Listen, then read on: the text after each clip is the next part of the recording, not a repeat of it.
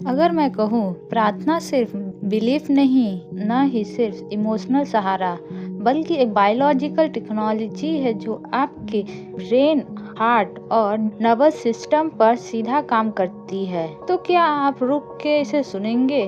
क्योंकि आज हम न अंधविश्वास की बात करेंगे न ब्लाइंड फेथ की। आज हम समझेंगे सनातन विजडम के साथ कि प्रार्थना सच में कैसे काम करती है, और वीडियो के अंत में आप सिर्फ सुनेंगे नहीं, आप उसको खुद महसूस करेंगे। हमने बचपन में सुना है कि दिल से प्रार्थना करो, लेकिन सवाल यह है कि दिल का प्रार्थना से क्या संबंध? साइंस कहती है हार्ट से ब्लड पंप नहीं करती है, यह दिल एक पावरफुल इलेक्ट्रोमैग्नेटिक फील्ड जनरेट करता है जो ब्रेन से भी कहीं ज्यादा स्ट्रांग होता है। और जब हम एंजाइटी, डर, गुस्से में होते हैं तो दिल के सिग्नल क्योटिक हो जाते हैं, लेकिन जब हम श्रद्धा, ग्रेटिट्यूड और प्रेम में प्रार्थना करते हैं तो दिल की रिदम स्मूथ हो जाती है और यह स्मूथ रिदम ब्रेन तक जाती है। इस स्टेट को साइंस कहती है ब्रेन हार्ट कोहेरेंस, मतलब दिल और दिमाग एक ही भाषा में बात करने लगता है। यही कारण है कि सच्ची प्रार्थना के बाद मन में अपने आप शांत हो जाता है। कई लोग पूछते हैं अगर मुझे मंत्र का मतलब नहीं पता है तो जाप कैसे करेगा? साइंस का जवाब बहुत क्लियर है। आपका शरीर अर्थ नहीं वाइब्रेशन समझता है। जब आप किसी मंत्र को 2 बार दोहराते हैं तो आपकी सांस धीमी हो जाती है, हृदय गति स्टेबलाइज होती है और नर्व सिस्टम एक्टिव हो जाते हैं। इसे कहते हैं vagus nerve. Vagus nerve active होते ही आपका शरीर स्ट्रेस मोड से हीलिंग मोड में चला जाता है। यही कारण है कि ओम, गायत्री मंत्र और नाम जाप आपको बिना किसी कोशिश के ही शांत कर देता है।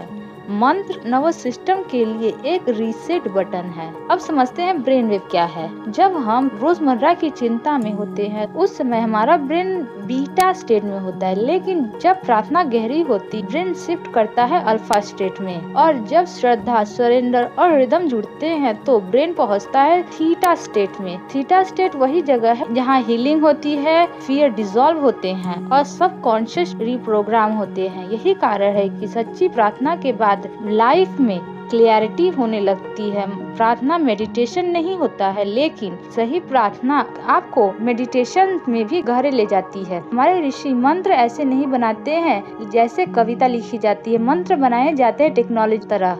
हर मंत्र में होता है rhythm, breath pattern, pauses, intention. Gayatri मंत्र सांस को अलाइन करता है, ब्रेन को सिंक्रोनाइज करता है। महामृत्युंजय मंत्र फियर सर्किट को काम करता है। शांति मंत्र कलेक्टिव कोहेरेंस पैदा करता है। ऋषि भगवान से कुछ मांग नहीं रहे हैं, वो खुद को कॉस्मिक ऑर्डर से अलाइन कर रहे हैं। अब क्वांटम शब्द सुनते ही बहुत लोग कंफ्यूज हो जाते हैं, तो इसे सिंपल करते हैं। प्रार्थना यूनिवर्स को फोर्स नहीं करता, प्रार्थना आपको उस फ्रीक्वेंसी पर ले जाता है जहाँ सॉल्यूशन पहले से ही मौजूद होता है। Focus, intuition, coherent heart, amplify signal. जब आपका अंदर क्लियर होता है तो बाहर के रास्ते अपने आप दिखाई देने लगते हैं। अगर आप चाहें तो बस बैठ जाइए, आंखें बंद, और ध्यान सीधे दिल के बीच लगाए। धीरे धीरे सांस ले और छोड़े।